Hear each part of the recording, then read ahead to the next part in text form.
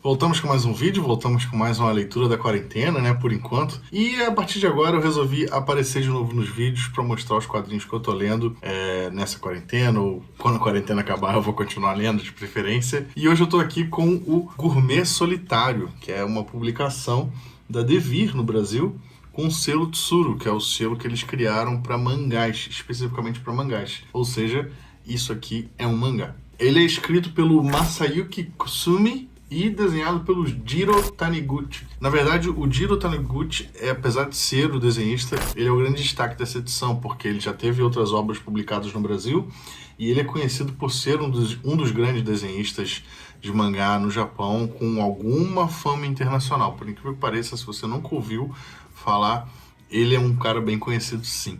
Essa é a primeira publicação do Jiro Taniguchi que eu leio, o primeiro contato oficial que eu tenho com a arte dele, mas isso aqui já saiu no Brasil. Em 2009 ele foi publicado pela Conrad, a editora que deixou de existir por um tempo e agora voltou a existir, né? A gente teve a volta do Cassius como editor, mas agora esse quadrinho saiu recentemente, novamente no Brasil, pela Devir, que é essa edição que eu tenho em mãos.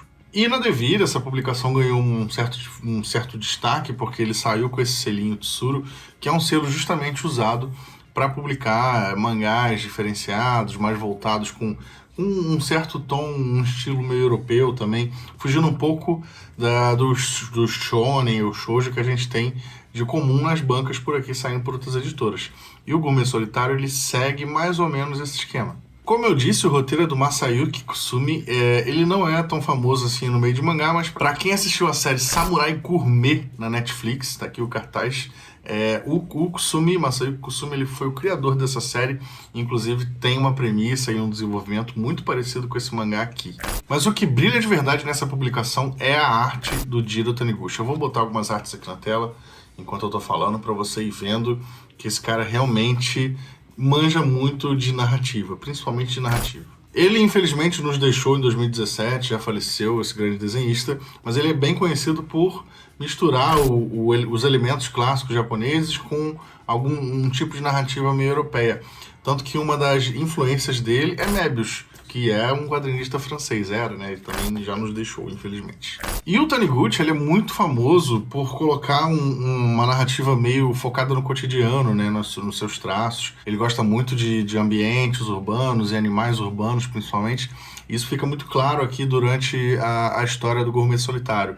Ele tem uma oportunidade muito incrível de mostrar vários ambientes de várias cidades e bairros japoneses, que obviamente a história se passa no Japão, e também de alguns animais, né, domésticos e animais urbanos que aparecem ao longo da história. A história é focada num cara, ele é um businessman, ou seja, ele é um empresário, né, um self-made businessman, digamos assim. Ele é um empresário por conta própria, ele trabalha com comerciante de coisas do exterior, e aí ele visita clientes e tal, e aí nesses trabalhos que ele faz na rua e viajando de carro ou de trem, ele tem que parar para comer em algum momento, e aí o mangá se foca nessa questão dele sentar em um restaurante e comer e provar uma bebida nova, provar um prato novo, etc, etc. E aí, enquanto ele senta para comer, ele, né, dá o seu parecer sobre os pratos, pensa nos problemas da vida, tem uma lembrança de uma paquera distante, tem uma lembrança de um trabalho que ele fez ali perto, coisas realmente do dia a dia. E assim, Gourmet Solitário é um mangá assim, de 200 páginas, é uma leitura rápida que vai durar algumas horas só, mas é uma leitura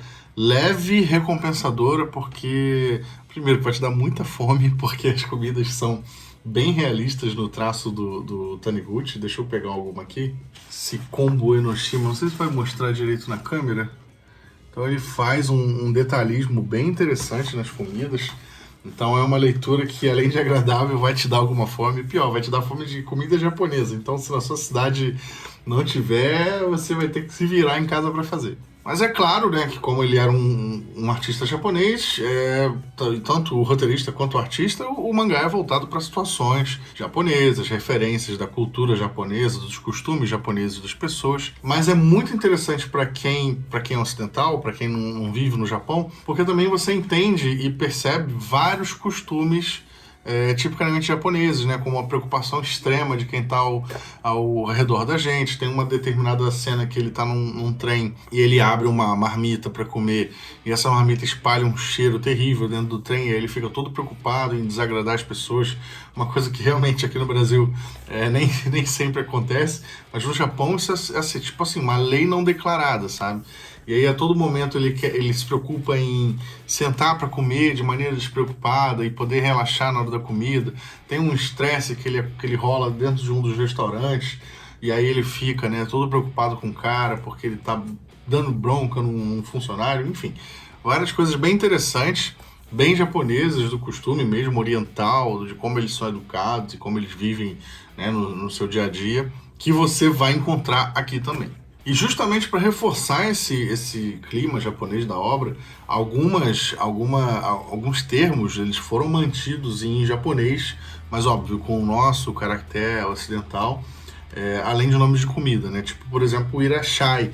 Irashai é basicamente bem-vindo. Quando você entra em um restaurante japonês, um restaurante no Japão, qualquer estabelecimento comercial no Japão praticamente, é comum que você seja recebido pelos donos com um sonoro irashai, porque é um termo voltado para dar as boas-vindas a pessoas. Esse termo pode ser mais formal ou pode ser mais informal, mas ele varia a partir dessa palavra. E isso é mantido, esse irashai é mantido aqui. Muita gente pode estranhar em qualquer outra ocasião ou em qualquer outra publicação. Eu também estranharia e reclamaria, porque eu não gosto dessa coisa de deixar coisas em japonês no texto. Eu acho que a localização tem que ser completa.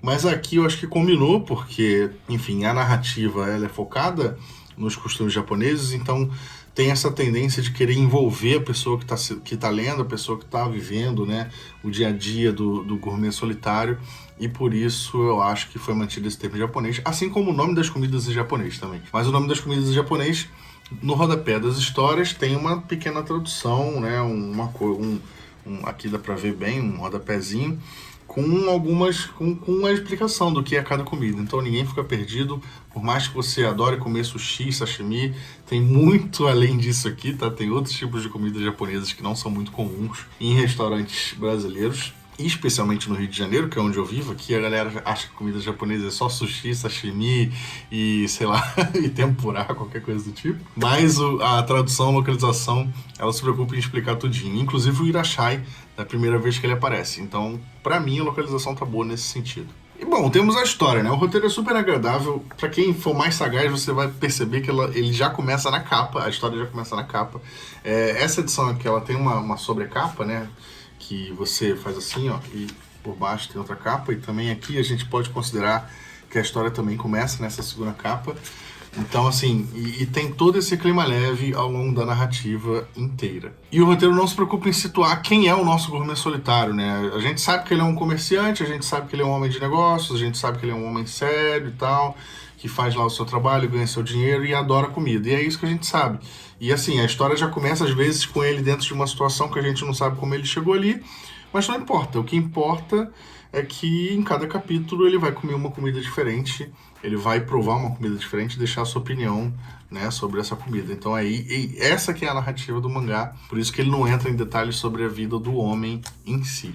A edição da Devir tem 18 capítulos, mais um extra, que é muito interessante esse extra. Ele mostra o nosso gourmet solitário provando uma comida de hospital. Então é muito, muito, muito interessante essa parte extra. Esse extra não tinha na edição da Conrad, então se você leu a edição da Conrad, tem alguma coisa nova para você ler aqui.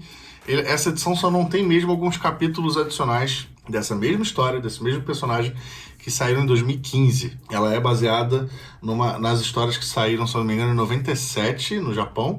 Em 2015, o Taniguchi e o Masayuki resolveram lançar novos capítulos, só que esses ainda são inéditos no Brasil. Talvez a Devir, quem sabe, lance o novo volume com os outros capítulos. Mas em relação à versão da Conrad, tem um capítulo inédito aqui. Então é interessante também para quem quiser, para quem já leu e quiser comprar essa edição mais atualizada. E assim, isso aqui é uma obra muito conhecida no Japão, tá? Ela é tão famosa, tão bem vista, que ganhou uma série live action. Essa série live action ela estreou em 2012 no Japão, ela durou 6 temporadas. Ela só acabou em 2017, muito provavelmente por conta porque, enfim, já eram 6 temporadas e a gente também teve o falecimento do autor, então a galera deve ter um pouco desanimado. O protagonista chegou a ganhar um nome nessa série, Se chama Goro Inogashira e ganhou um action figure oficial, cara. Pra tu ver a fama que essa história teve lá. Quando a pessoa ganha um bonequinho oficial, é porque realmente o negócio era popular, ao ponto de vender um boneco do personagem. E, tipo, não é um mangá de luta, não é um mangá de magia, não é um mangá de outro mundo. É um mangá sobre um cara que visita restaurantes e come comidas comuns no Japão. Sem falar que o próprio Taniguchi é um autor mega premiado, né? Ele já ganhou o prêmio Tezuka, né? Que é tipo um Oscar de mangá, enfim. É uma obra que vale a pena conferir. Se você gosta de mangá, se você gosta de qualquer tipo de mangá, mesmo se você gosta de pancadaria só, assim... É uma história que, tipo, não é uma publicação tão cara assim, comparado a outros mangás que saem no Brasil.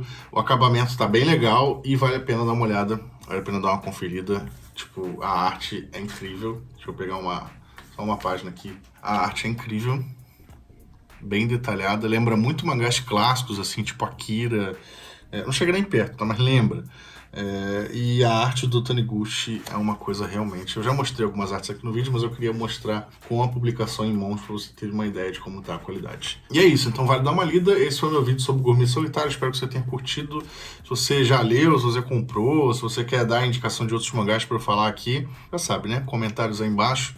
Deixa aí, esse mangá agora vai pra minha estante, porque já está lido. Eu reparei que o canal tá crescendo bastante, né, antes de publicar esse vídeo, então prometo que eu vou atualizar mais, prometo que eu vou botar mais vídeos aqui e te dar mais indicações de leitura, valeu? Assim como outros vídeos que eu também tô bolando de fazer. Mas é isso, esse foi o vídeo de Gourmet Solitário, espero que você tenha curtido, deixe seu like, sua inscrição é muito valiosa pra mim. E é isso, a gente se vê no próximo vídeo. Valeu, pessoal!